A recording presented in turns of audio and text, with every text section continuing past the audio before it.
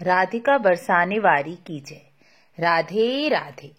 आज हम मार्गशीर्ष मास के जरूरी नियम और बातें जानेंगे।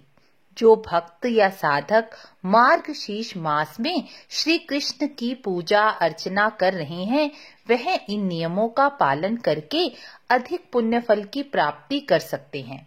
वैसे भी संतजनों महात्माओं का कहना होता है कि हम पुण्य फल की प्राप्ति कम ही कर पाएं, लेकिन पाप कर्म से दूर रहने का प्रयास करें और मासानुसार नियमों का पालन करें तो स्वतः ही पुण्य फल की वृद्धि हो जाती है।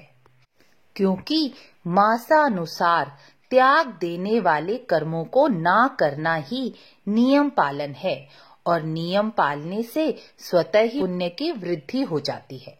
तो आइए मार्गशीर्ष मास के जरूरी नियम जानते हैं। पहला, मार्गशीर्ष मास में श्री कृष्ण की पूजा विशेष बताई गई है, इसलिए इस मास में ओम नमो भगवते वासुदेवाय का मंत्र या ओम क्लीम कृष्णाय नमः का मंत्र एक माला जाप अवश्य करें।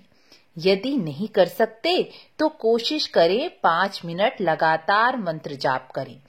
यदि आप नौकरी करते हैं, समय नहीं मिलता तो मानसिक जप करें, लेकिन करें अवश्य। मंत्र नहीं कर सकते तो भगवान का नाम का जाप करें।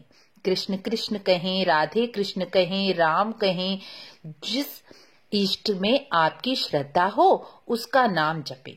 जैसी अवस्था में हो, शुद्ध या अशुद्ध, ट्रैवल कर रहे हो, जॉब पर जा रहे हो, किचन में काम कर रहे हो, अर्थात कैसी भी अवस्था में हो, भगवान का नाम जपें। क्योंकि भगवान का नाम जप में कोई भी शुद्धि और अशुद्धि नहीं देखी जाती। और यह मास तो बहुत ही विशेष है, भगवान कृष्ण को बहुत प्रिय है, इसलिए भगवान के नाम का जप जरूर करें। कभी कभी बड़े बड़े उपाय भी वह कार्य नहीं कर पाते जो भगवान के नाम का जप कर देता है। और मेरे अनुसार तो यदि भगवान के नाम जप से कोई कार्य नहीं हो रहा तो किसी भी उपाय से वह कार्य नहीं होगा। यदि ऐसा विश्वास करके जाप करेंगे तो भगवान का नाम अवश्य ही कार्य करेगा। दूसरा, मार्गशीर्ष मास में गीता के 18 अध्यायों का पाठ सुनना भी बहुत पुण्यदायी बताया गया है। इसी मास में गीता जयंती भी आती है। भगवान ने अर्जुन को गीता का ज्ञान इसी मास में दिया था। इस मास में श्रीमद् भागवत कथा, कृष्ण लीला, इनका श्रवण करना भी बहुत पुण्यदायी बताया गया है। तीसरा, मार्गशीर्ष मास की सप्तमी और अष्टमी तिथि को मास शून्य तिथि माना गया है, इसलिए इस मास में इन तिथियों पर कोई भी मंगल कार्य नहीं करना चाहिए। यदि इन तिथियों पर मंगल कार्य किया जाए तो उससे धन, मान, सम्मान और वंश की हानि होती है और घर में निर्धनता का वास हो जाता है।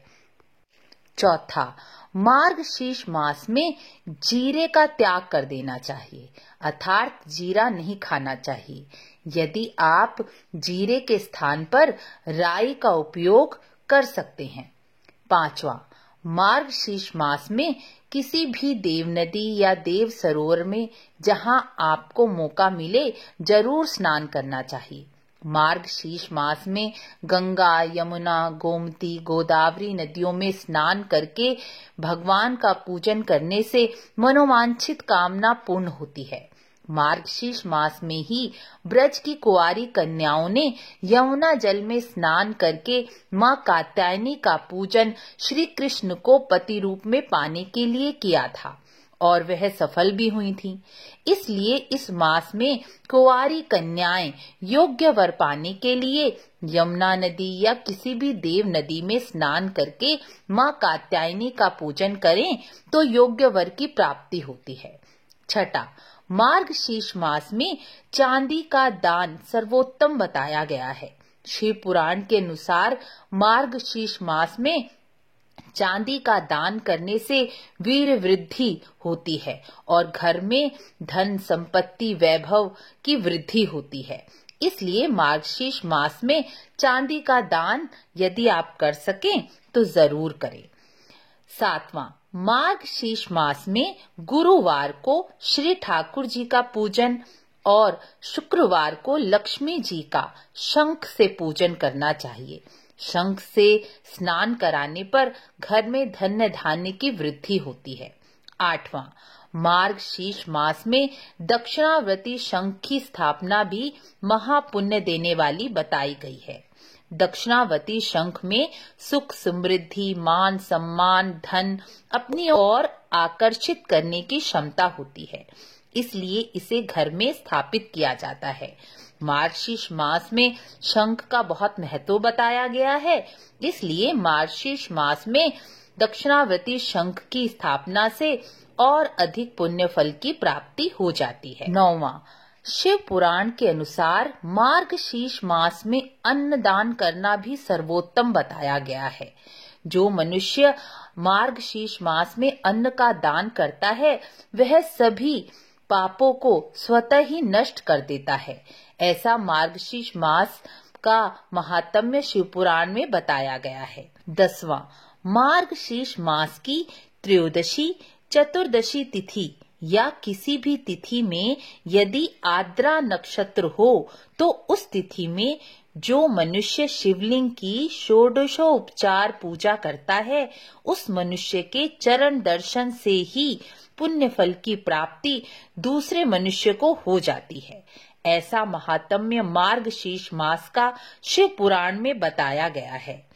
शिव पुराण के अनुसार रुद्र अभिषेक के दर्शन करने से भी पुण्य फल की वृद्धि होती है। आशा है आपको यह जानकारी अच्छी लगी होगी। यदि वीडियो अच्छी लगी हो तो वीडियो को लाइक, शेयर, सब्सक्राइब अवश्य करें। मिलते हैं अगली वीडियो में। राधे राधे।